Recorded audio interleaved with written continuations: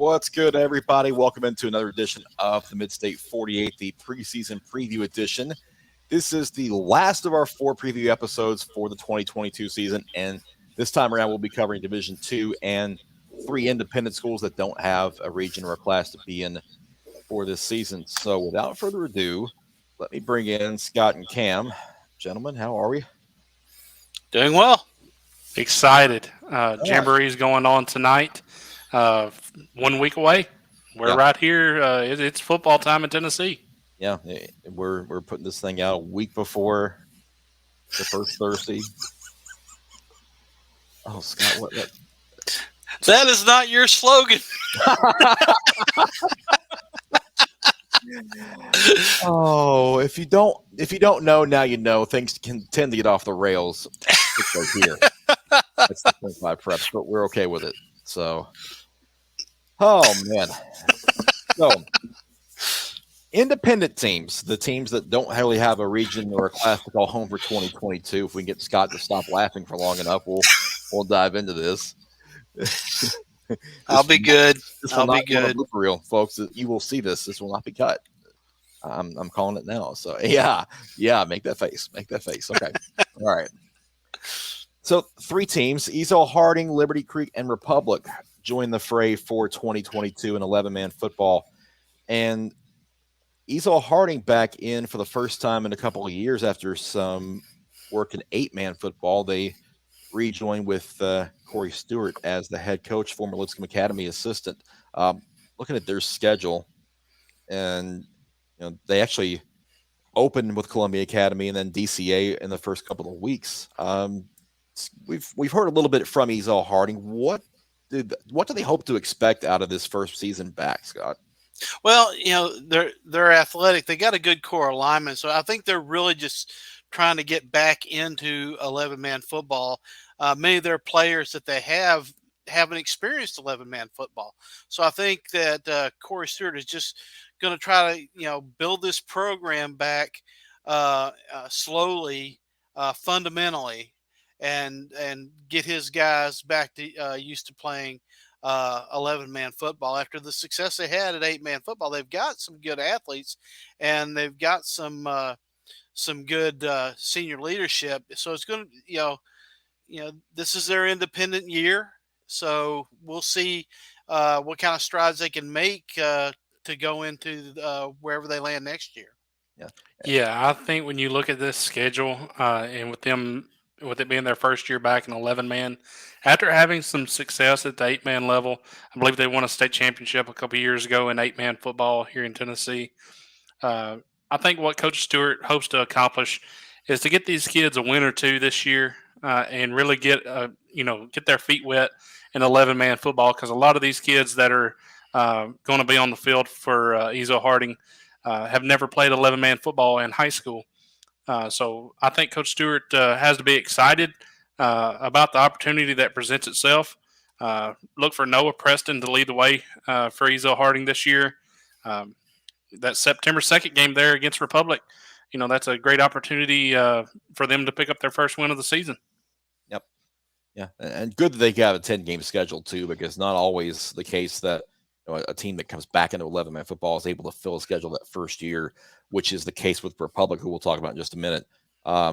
Another of those independents, a first-year school in Sumner County, Liberty Creek, may have seen some headlines about them, about their facilities, which are tremendous. If you have a chance to get over there and see them, I suggest you do it, because as far as the high school football facilities go, they've got some really good ones.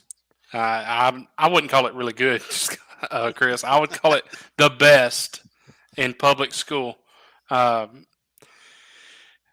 Very favorable to Ole Miss. I believe the contractor that they hired over there is a huge Ole Miss fan, and this is a true story. Is a huge Ole Miss fan, and that field, the design around the field and the stadium favors a little bit of the Grove there at Ole Miss. I look for Liberty Creek to have a challenging season, but as well, I look for them to pick up a couple wins in their inaugural season. Really excited about what the Wolves are bringing to the table, especially with Let's see right here. Brian Rager coming over from Beach High School is a junior, so that's a huge building block for the Wolves to get set up in a region next year and hope to have the same success as a very similar school Green Hill had in their second season.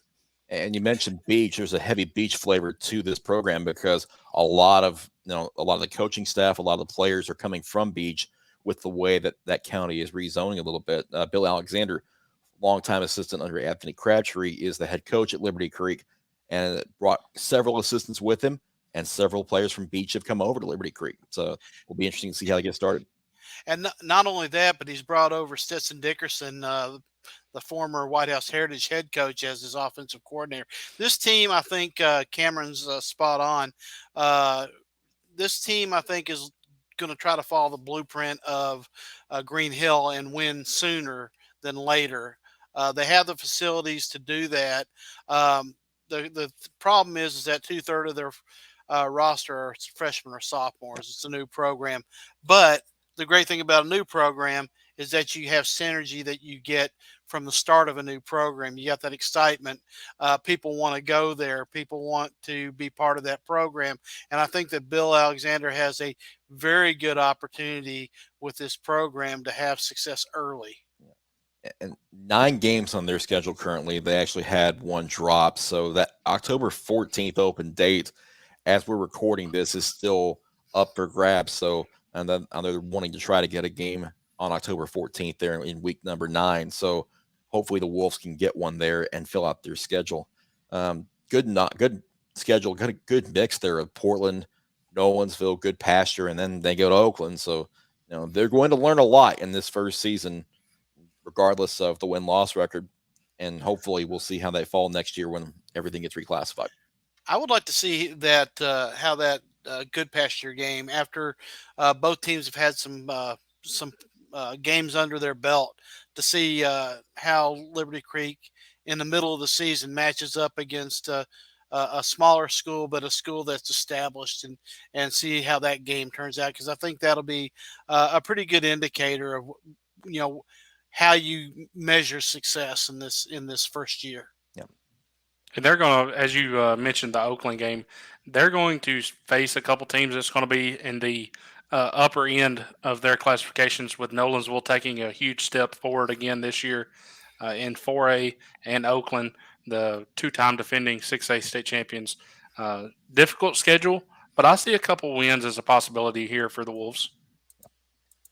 And another of the independents coming back after a couple of years out is Republic in Metro Nashville. Not a lot of information about Republic, honestly, because they've gotten together quite late in the game. They only have 8 games in their schedule right now. 3 on the road at Maplewood, Ezo, Harding, and Clarksville Academy. They play a neutral site game against Brighton. I think that's out there at Milan, but I'll double check that.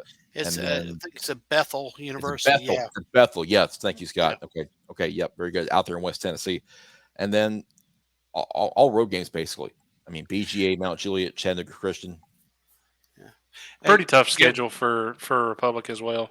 Hey, pick up the phone, call Liberty Creek. They got an opening.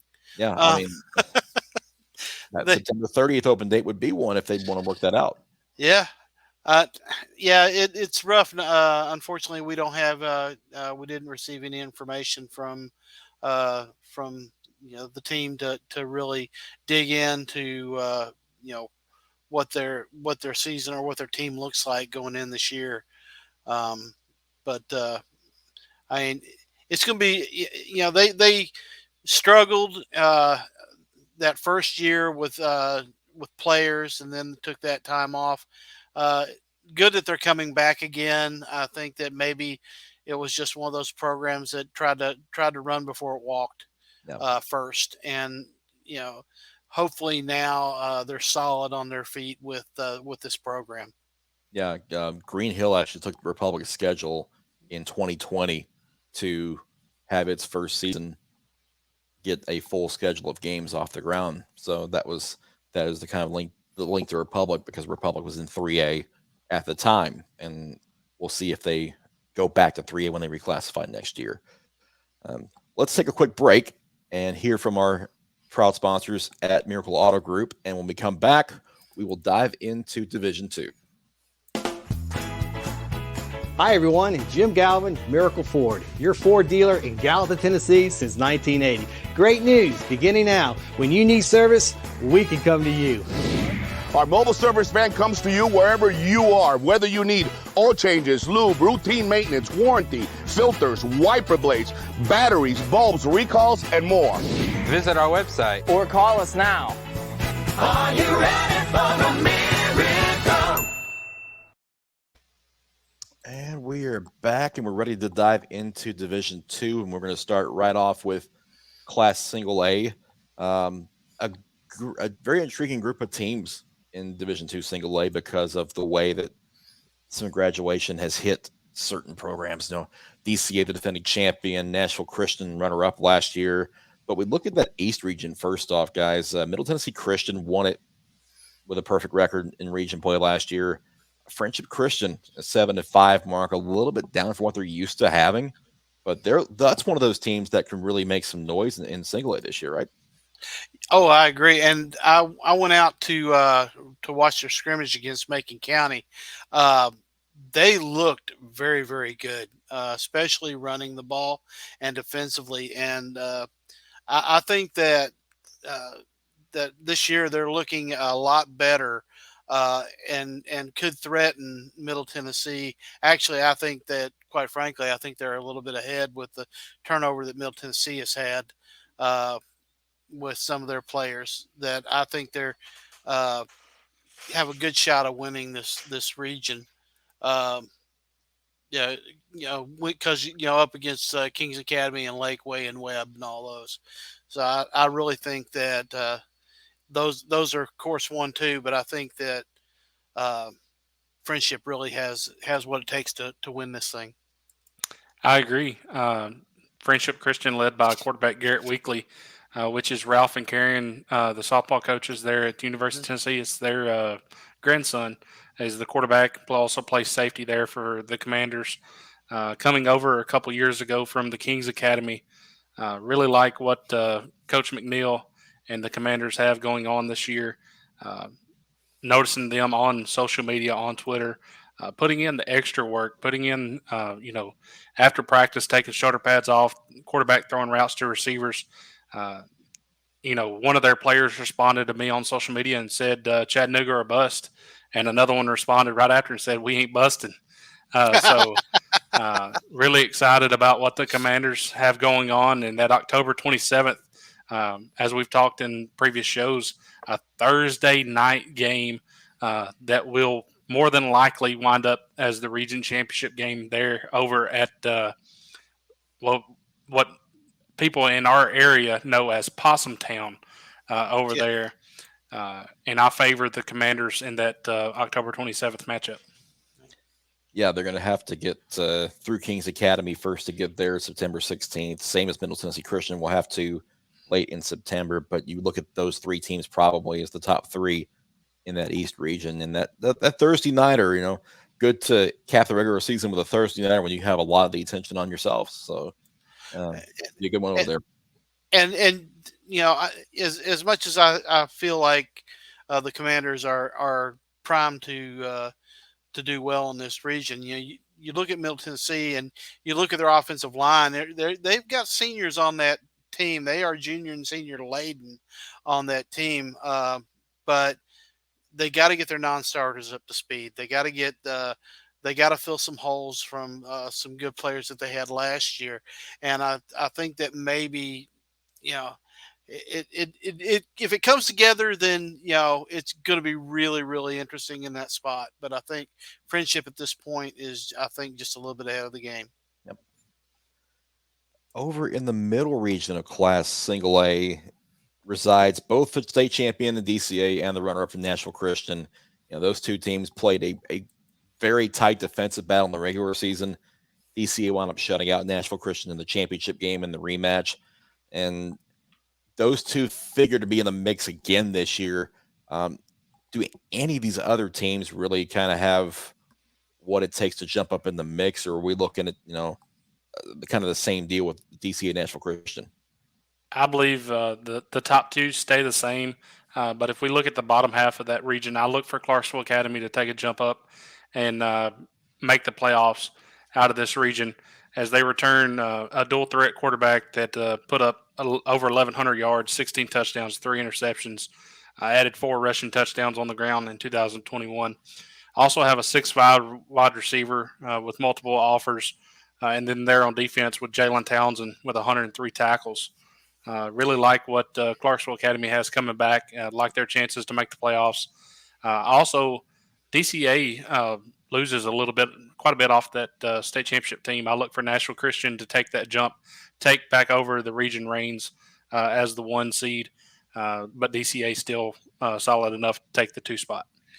Yeah, the thing about DCA that I like is that their offensive line is they have 4 offensive linemen returning, and if anybody knows how to make an offensive line work, it's Paul Wade. Yep. Now, this team's going to run the ball with Ashton Jones. They got a really good kicker in Braden Ducharme. So it's going to be, I think. Are they going to be as dominant? Perhaps not, at least not to begin. But I think that they'll run the ball well. I think that they'll take care of business. Nashville Christian, I think, will be right there. They have a lot of seniors on their team, but they have a lack of experience in their offensive spots. They got a little bit of uncertainty at quarterback.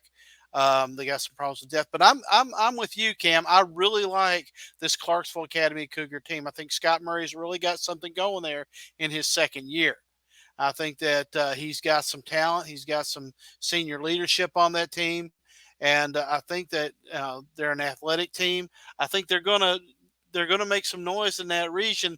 Whether they, I don't know whether they can get past the top 2, but they could wind up in that 3rd spot. Yeah, you look at a team like Grace Christian that has one of the best linemen around in George Stye, who's committed to Wake Forest. He can be a game changer on that line for Grace Christian. DCA. You have guys with leadership roles like Brady Russell and Ashton Jones, who's still just a junior and could probably be a Mr. Football finalist this year in Class Single A. One thing about DCA, talking to Paul Wade, he is concerned about the depth over there, that if the wrong guy or 2 guys gets injured, that their season could be a little bit rough. But at the same time, there are veterans over there who can help keep that ship afloat. But Nashville Christian is definitely one that to watch and see if they can take that next step and win this region and possibly contend for a state title this year. Well, I agree. It's going to, I think, again, it's going to come down to those 2 teams. And you got the schedule, Chris? I do have the schedule. Let's just go ahead and look and see what those are going to look like, those key games. And really it boils down to 3 Fridays. Yep. There it is, October 28th. Yep.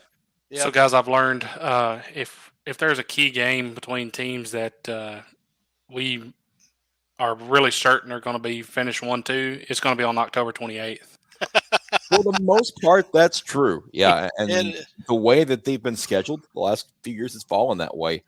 Now, one thing that we have learned is that there is a proposal on the table for the state office to schedule region games going forward. That's going to be voted on very soon with the board of control. That we don't know if that's going to happen or not. But the way things have fallen, that last weekend in October is very meaningful. So I kind of hope it stays the same personally. Me and Scott both mentioned how much we like that Clarksville Academy team. They should find out there with those top 2 key games against Grace Christian and Columbia Academy, both on the road for that Wildcat program. If they can wind up making the playoffs, they have to win both of those games. Yeah, absolutely. Yeah, those are both must-win games for playoff purposes and getting a higher seed as well. And Nashville Christian getting to host that game against DCA this year is big because home field advantage proved pretty powerful for DCA last year. Let's take a quick break and hear from our friends at Innovate Medical, and then we'll come back and dive into Division II Class AA.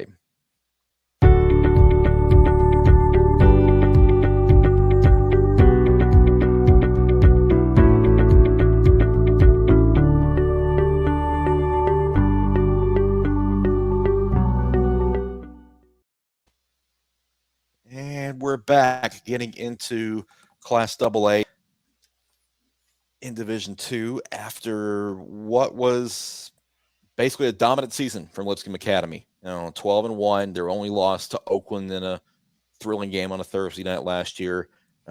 They dominated CPA in both meetings, both in the regular season and in the Blue Cross Bowl.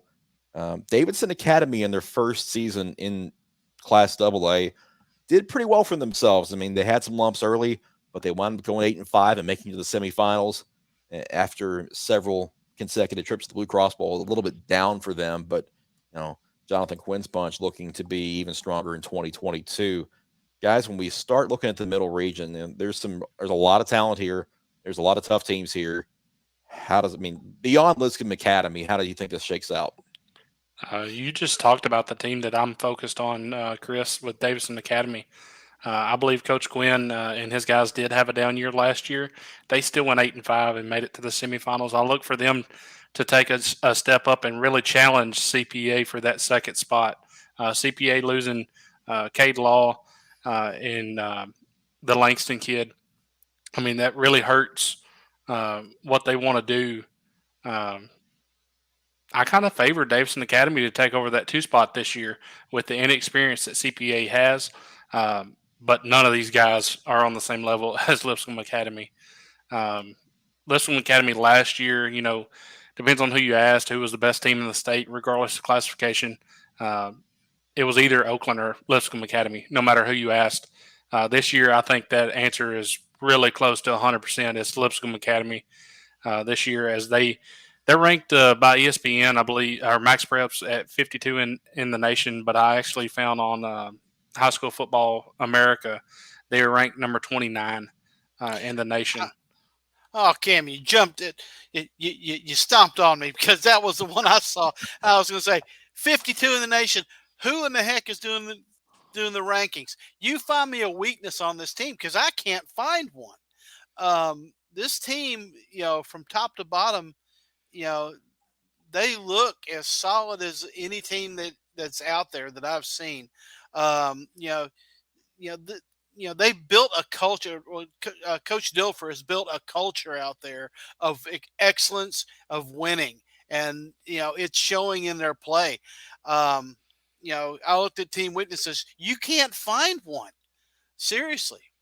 And I'm going to agree with Cam again. I think Davidson Academy, for the second smallest team in this in this region, in this class, they're the second smallest team in AA. They have two. For last year they had one in-house coach aside from Jonathan Quinn. This year they have two. They just don't have the same resources, but they've got Jonathan Quinn. But I think we talk about kids moving out. I think in this case, they had a big transfer in that was not going to be carrying the ball, and that's Thomas Porter at the defensive coordinator spot. I think Thomas Porter is going to have that defense humming.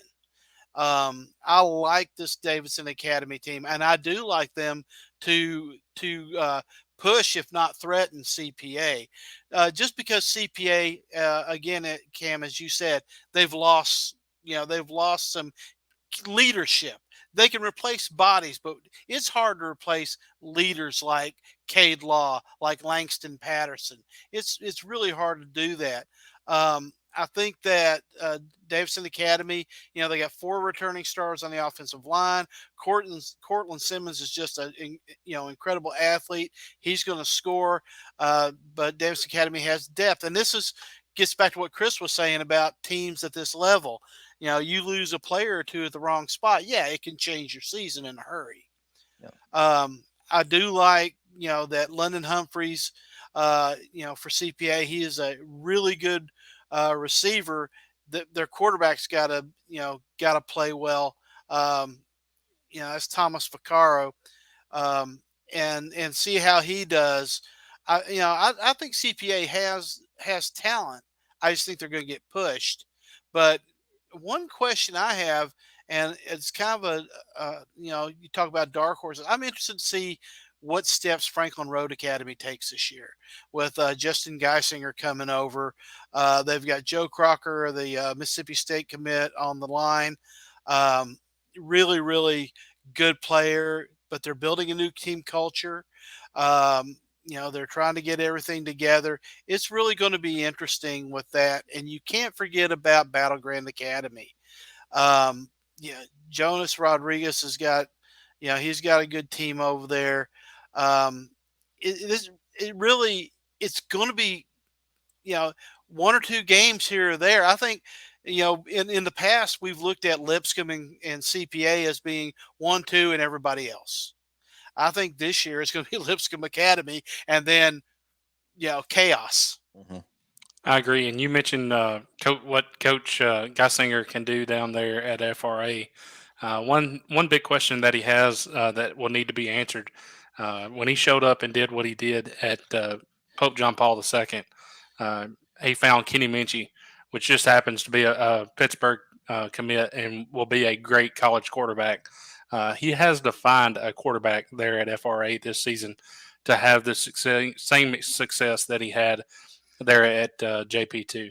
Yeah, they do have a pretty exciting freshman group that they're really looking forward to getting on the field sooner rather than later. So, it's some skill players over there at FRA.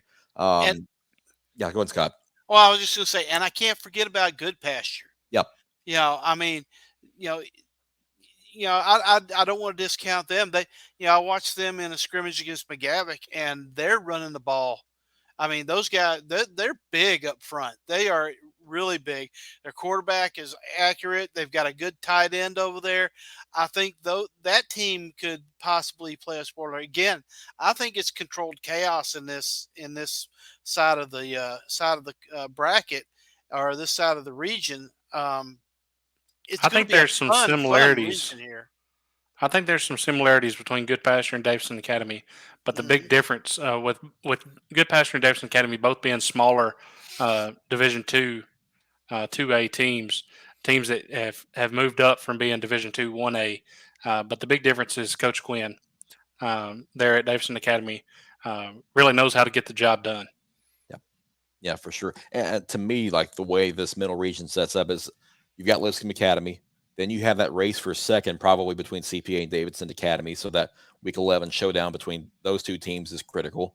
And then 3, 4, and 5, because 5 gets in as well, not just 4. So that 5th spot is pretty critical as well. So that Good Pasture BGA game on September 30th, and then when they play FRA on October 28th, all of those games are going to be important to see who gets in and who stays home. Yeah, what week is that Good Pasture? The Good Pasture FRA game. That is Week 11. It's October 28th. Yeah, of course it is. Yeah. I mean that very well could be for that 5th spot right there. Yeah. So guys, if you're watching on YouTube or listening, we're taking flyers on anybody that wants to cover games on October 28th. Yeah, because there will not be enough of us. No, even with Cam's helicopter. Yeah, in the last episode, I think the idea of a helicopter was brought up, a la Rudy Kalis from Channel 4 back in the day. Anybody that has a couple $100,000, if you want to throw that our way, we'll be glad to take it. Yeah, oh yeah, absolutely. Cam will go on the helicopter. I'm staying. I volunteer. Yeah. All right. Planes, trains, and automobiles. Exactly. Let's get into AAA now, because a lot of talent in AAA and a lot of intrigue here. Everybody trying to chase down McCallie after they went unbeaten and won the state championship again. Yeah. Hey, Chris, you sound again. That's kind of the attitude everybody is taking, though, with McCallie. They won it again. So NBA fell victim in the Blue Cross Bowl. Pope Prep for the first time got to the semifinals before Justin Geisinger, as we said, went to FRA. So big change there with Brian Snead coming up as the new head coach of the Knights. A lot won't change with their offense, though, because the way Kenny Minchie has been throwing the ball and the weapons they have coming back, and they're going to be in the mix for a deep run. Can they get to the Blue Cross Bowl? It's kind of going to determine. It's going to be kind of determined by how that falls in seeding. Look Yeah, at the draw. I mean, That's what's going to yeah. determine if Kenny Minchie and Pope Rep can make a run at this thing. It's also going to be more than likely the difference between Marcel Reed getting another shot at that elusive state championship game, state championship win. Yep. You know, you talk about the greatest players to come through the Middle Tennessee area without a state championship ring. With his numbers, I mean, over 4,000 yards in his career, 35 touchdowns, over 1,300 yards, 23 touchdowns rushing. I mean, he's one of the best players in the state in probably the last decade. But unfortunately, they've ran into a blue tornado the last couple of years with McCauley. Really like this Pope Prep team. Really like NBA. And looking at the region as a whole, just thank goodness all these teams make the playoffs, because I would hate for one of these teams to miss the playoffs. And before last year, they actually did cut them off at 4, so Yeah. they changed it before 2021. It used to, like the last couple of years, it was just the top 4 in each region, but now all 12 AAA teams will be in the postseason again this year. So we look at them, and because Father Ryan and Baylor made the quarterfinals in AAA. Look at some of these key games in the East region, starting with the Bishop's Cup on September 2nd. Pope Prep and Father Ryan usually put on a very good show, so will be one to watch for. And then the state title rematch with NBA McCauley the same night. Yeah, you look at NBA. I think that that game right there really could be the game. That could be I don't say a playoff game because they're all getting in, but as far as seeding goes, that one right there on September 2nd is probably as big as they get. And we talk about Marcel Reed, the Ole Miss commit, but there's a player on the opposite side of the ball that NBA, the Big Red have that they may not have had in the past years, and that's a big defensive lineman in Eric George, Eddie George's son.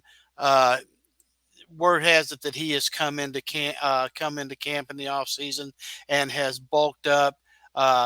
He's big, he's strong, and teams aren't going to be able to run on the NBA, I don't think, like they have in the past. And that may set up well for facing down teams like McCauley. I think that game is going to be, and I know it's early in the season. It could be one of those games where it comes back later on, and we see a reversal of fortune. But I think that game, they don't get any bigger than that, I don't think, on that early in the season. Looking at these key games, unfortunately, the two teams in our area that we hope to be able to knock off the blue tornado of McCauley both have to go to Chattanooga to do it. September 2nd, NBA goes to McCauley, and then October 28th, Pope Prep goes to McCauley as well. But the game that I'm looking at is that September 30th game between those two teams, NBA and Pope Prep, that game being played in Hendersonville at Pope Prep. Really excited about that matchup. Who wins that one and avoids being on the same side of the bracket as McCauley? Yeah. That's what's at stake in that ball game. I think the Bishop's Cup this year is going to be better than it's been in a while. I think Father Ryan is really loaded as far as senior leadership goes. I think that they have depth at most positions. They've got experience. The only place I think that they've got issues is at quarterback. They've got a first-year starter, but I think that Father Ryan. That's going to be. I think that's going to be a really good game. Father Ryan's kind of against the talent at Pope Prep. That really looks like one of those. Again, September 2nd. Who knew? That early in the season, you have two huge games. Yeah. It just seems like that first full week of region play in week 3 is loaded with a lot of good matchups, and that's just another one of them. So. Early shaping of how this region will fall can take place in week 3, and it just kind of goes from there. Let's switch gears and go over to the West region with the local teams being Brentwood Academy and Ensworth. They finished second and third, respectively, in the region. Three-way tie for first place, but Briarcrest won out due to having the better overall record last year. BA was second, Ensworth third, but it was Christian Brothers who got to the semifinals, even as a number 5 seed. So the way this region is shaped up, and it doesn't matter really where you finish, if you get hot at the right time, you can go pretty far. Yeah, that was shocking to me that they were the team that made it that far. But then then again, it shouldn't be. These teams all seem to beat up on each other.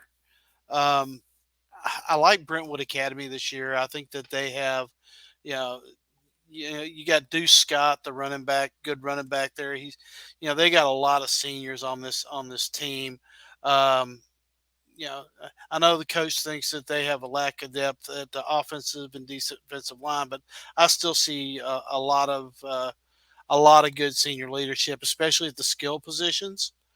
But they have a killer schedule. They all do, don't they?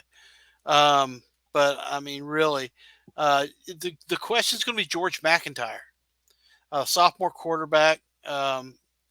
He's got the pedigree. Yep.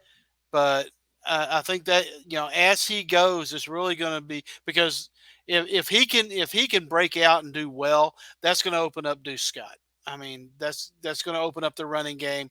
If he stumbles, then they may have problems.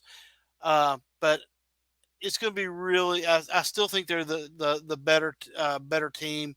I think they have a really good chance of winning the West. I think Ensworth is getting close. They have all the talent in the world at Ensworth.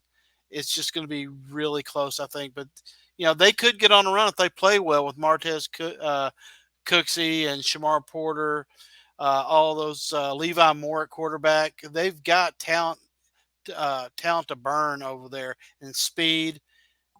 The question is just going to be how they deal with adversity. How do they deal with when things go wrong, and they got to get off to a good start, not turn the ball over, and play solid defense to move on. I think if they can do those things, I could see Brentwood Academy and Ensworth finishing 1-2. Yeah, Ensworth, to me, I could have put them even above Brentwood Academy had they kept Jacob Page, but with Page transferring to Blackman, that kind of takes a big piece out of their offense, and now there's a little more pressure on Levi Moore and Shamar Porter to produce in his absence. So that's going to be one thing to watch for this season. Look at some of those key games. We'll pull up here real quick. Scott, you were saying? Oh, all I was saying is that I was surprised. Chris, you and I were out at the Ensworth Cane Ridge scrimmage, and again, it's hard to tell anything from a scrimmage because you don't know who's hurt, you don't know what they're trying, and things like that. But the way that Cane Ridge came out the gate and was able to throw on them, and it kind of shocked me with the talent that they have back there. So maybe just chalk that up to scrimmage, bad weather, humidity, because it was terrible. Yep. But I think they've got all the talent in the world to do well. Just can they put it all together? Mm-hmm. Guys, as all three of us are pretty solid in saying that Brentwood Academy probably appears to be the favorite here in this West region. As you mentioned, though, Scott, it's going to come down to what George McIntyre can do at quarterback. If he shows up and breaks out like they're hoping, you definitely like their chances to not only win the West, but also have a decent shot at making it back to Chattanooga for the first time in a couple years. The teams that one of the teams that we're forgetting about, because they're not necessarily in our demographic, though, is MUS. MUS is one of those teams that just tends to reload year after year. Had a down year last year. I expect the Owls to make a big step back in competition. But as far as Brentwood Academy goes, they get a shot week 3, September 2nd, at home against the defending region champs. They get a shot to go ahead and state, put their foot down and let everyone know that they're here and this is their region. And then you look at that October 21st game at Ensworth with Brentwood Academy at Ensworth. That's a big game. possibilities if one of those teams was to slip up. If Brentwood Academy was to lose that September 2nd game to Briarcrest Christian, that could be just like the Pope Prep and NBA game, that could be a battle to see, who doesn't go on the McCauley side, essentially. Mm-hmm. Yeah, be a big boost if you can stay away from that side in the postseason when those brackets get drawn up in November. And I think that BA Ensworth game is October 20th on a Thursday night, so I'll double check that. And hopefully it's just a typo there. But and we've mentioned trying to be on the other side of McCauley. That's not saying that we think McCauley's going to win it all again. That's just saying if you do when you do have to play them, you would rather play them in Chattanooga for the marbles instead of just playing them to go to the next round. Yeah. I mean, you want to maximize your effort and want to get as many games in as you can. So yeah, because you're playing when you go to Chattanooga, you're playing in McCauley's back. Yep. I mean, you're literally in their backyard. They can just hop in a couple of trucks and get over there to Finley Stadium. So yeah, it's a home game for them essentially, and it was last year for sure. NBA found that out the hard way in the Blue Cross Bowl. That's going to do it for the Division II and Independent preview, and I'm going to take this down and get a couple of words from you guys before we head out. Last words on these teams and what you guys are looking for this year.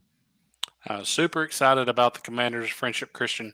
I think Coach McNeil has a great shot at possibly getting another gold ball in Wilson County this year. Then you look at AA, you got Lipscomb. I mean, best team in the state, regardless of classification. I think by the end of the year, they will be a top 25 team nationally. Really like what the Mustangs have going on. The key for them, the big question for them as a fan, can anyone keep it close? That's the question. Can anyone challenge the Mustangs and make them earn it? Week 2, they go to Thompson, Alabama. Keep an eye on that game. It's a Saturday night on ESPNU. Yeah, and that will be a test as High School Football America has Lipscomb at 29, has Thompson at 17. I did look and see where Thompson was too. Yep. So that's a huge test, and thankfully we all get to watch that one on ESPN. And then you look at AAA, can Pope Prep make that extra step? Can Kenny Minchie bring them back to a state championship game appearance? Excited to see what they do. Yep. Yeah. I'm again. You look at Lipscomb and you're wondering. They still have to play. There's only one ball. That's the thing. There's only one ball, and there's all that talent. I'm interested to see how Junior Sherrill plays. I'm interested to see, Caleb Beasley. These guys play at a high level. Hank Brown. I'm really interested to see how he plays against competition, especially good competition. But and as much as I want to see this, I'm really interested in seeing the Davidson Academy CPA type games, where these games, it seems like the gap is just narrowing a little bit, and a lot of these teams are getting closer and closer together, and we have the opportunity to see some really, really outstanding games that are manned by really, really outstanding coaches in the area. I mean, going out to Good Pasture and seeing that program, and I'm really interested to see. I think, AA is a wonderful. The Middle Region is just wonderful football, and I'm looking forward to seeing those teams play each other. AAA, I'm really excited for Montgomery Bell. I think they're ready to take that next step. I think they've got the talent, but boy, you don't sleep on Kenny Minchie and Pope Prep. You can't do it. Is there going to be a difference in culture? There always is when a new coach comes in. Will it have an effect? Father Ryan, we know there's going to be a change in culture. Is it going to have an effect? Those little storylines that are underneath the wins and losses, those are the things that intrigue me. Can Brentwood Academy get back to that high level? I mean, they've always played at a high level. Can they get back to Chattanooga? They get back to that championship game. All these questions, are really interesting. Can anybody challenge DCA? In that region, I think they can. I think Nashville Christian has a good shot this year. So I call it carnage, but really what it is wonderful, wonderful football. Football, football as we've missed it, as we came out of COVID, and we had all that problem. And now it seems like, we take a breath because football's back. And, not that it really ever went away, but it's getting back to where it needs to be. Yep. And speaking of football, yeah, it's here. Yeah. Guys, we're here. Yep. The next show we do, we're going to be picking who's winning these games. Right. Yep. Pretty much every team you heard on this episode has a shot to be playing on December 1st in Chattanooga. And a lot of times the question is asked, well, how many teams from a certain area are going to get there? Well, when we're talking about Division II, it's mainly Middle Tennessee, because lately this region has had a lot of teams playing for gold balls. And I think that'll happen again. I wouldn't be surprised if there's a Midstate team, or possibly two, in every Division II championship game this year. The Macaulay's probably getting there in AAA, in my opinion. But, in the other two, Lipscomb Academy in AA, I mean, could it be a Lipscomb Academy Davidson Academy final? We'll see. Could CPA get back there? Maybe. In single A, Friendship Christian has a shot to get there. Nashville Christian has a shot to get there. DCA is not going to go away. And could Clarksville Academy come up and surprise some teams? I'm interested to see how those teams handle the 2022 season. And let's not forget the Independents getting back in, Easel Harding and Republic, for another go at 11-man football. Good for them to get back in and get on the field again in 2022. And Liberty Creek is going to be one to follow as their journey begins in 2022, and how their path shakes out for next year and beyond. Because when this reclassification hits after this season's over, a lot of things are going to change, and it's going to be interesting to see how that shapes up. But for 2022, like Cam said, it's here, and our preseason shows are over. Next time you hear from us will be week 1. I will be going to CPA to see Independence at CPA. Scott will be over at Ravenwood to see NBA in Ravenwood. And Cam, well, you guys are going to vote on where. Actually, we're not sure where he's going to go yet. We're going to figure that out. But that did bring up a good point, Chris. If you want to see your team play, when we put them up on the fan vote, guys, get out there and vote. Most of the times I get to go. That's a wonderful thing. I get to go where you guys send me. I love visiting new places. I love visiting the same old places. So, get out there and vote, and and see where we go. Take us places. Yep. A lot more content coming in the coming week as well on the website for our social media. A lot of photos and a lot of analysis and predictions for the 2022 season. So we're giving you quite a bit of stuff. And the best part is you're getting this for free. There's not many places you're going to get a lot of this for free. So make sure you like and subscribe to this YouTube channel. Please do that because it helps us grow. Follow us on social media. Make sure that you have that website bookmarked. When new stuff drops, you're going to want to see it. So we're excited about 2022, and it is upon us. We're a week away from kickoff. Thank you so much for tuning into the Midstate 48, powered by Miracle Auto Group. And thanks to Innovate Medical as well for sponsoring this show as well. For Cam Reed, for Scott Burton, for our friend Tom Duggan, who we will hopefully have back next week, I'm Chris Brooks. We will talk to you in week 1, and that feels really good to say. Take care, everybody. Let's go.